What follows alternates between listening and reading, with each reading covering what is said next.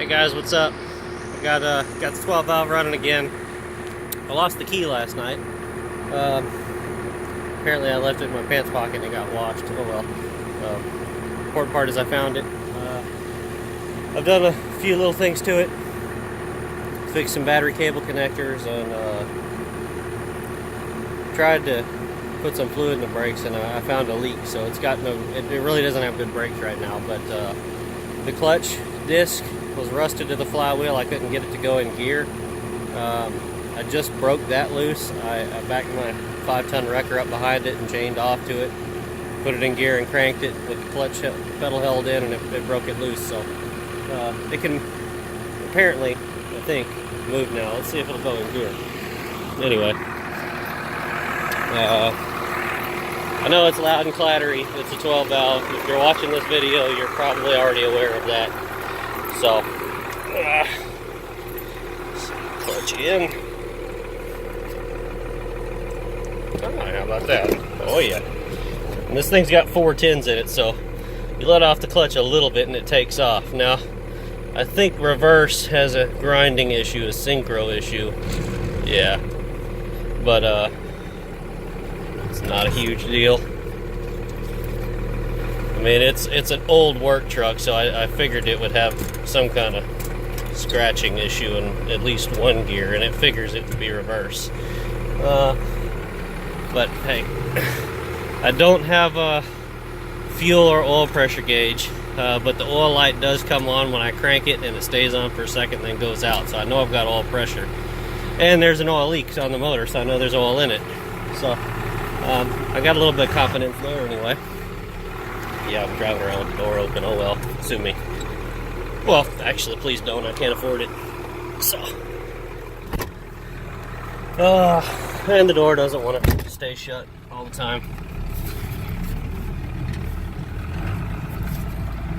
Oh, moving under its own power for the first time in over a decade. Awesome. I know this thing's a giant piece of shit, but you know what? It's my giant piece of shit, and it's not going to be a giant piece of shit forever. So, make sure this thing is out of gear, because I do not want to run through the front wall of my shop, or the back wall rather. Oh, and this is neat. This is not a hand throttle. This is actually rigged up as a kill cable, which is great because that kill solenoid was locked up. So, let's see. It's got a lot of electrical issues. I'm sure sitting in that field, the mice got to it somewhere.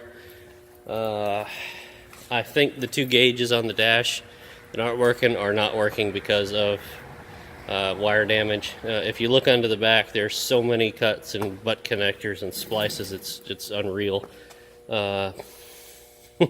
In here, this wire comes from beside the fuse box and up along the battery and down, and it's like butt connected and scotch locked into some other shit, and then it goes in front of the radiator, and it's stupid. I can't stand when people can't just fix electrical problems right, because now I've got to go cut all that crap out and redo it all later.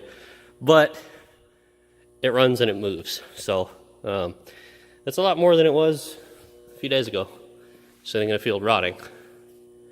I've got to get all the lights to work, and I've got a brake line. It's actually the hard line from the ABS down to the front driver's side wheel. It's got a rust hole in it, and it didn't, but I put more fluid in the master cylinder and pumped the brakes up hard, and as soon as it got real hard, it released pressure and started pouring fluid out, and I found it. It's just a pinhole in the line.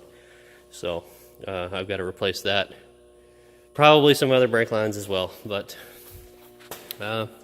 it's coming along quickly. If I could find another truck with a good interior, I could probably change most of that out in a day.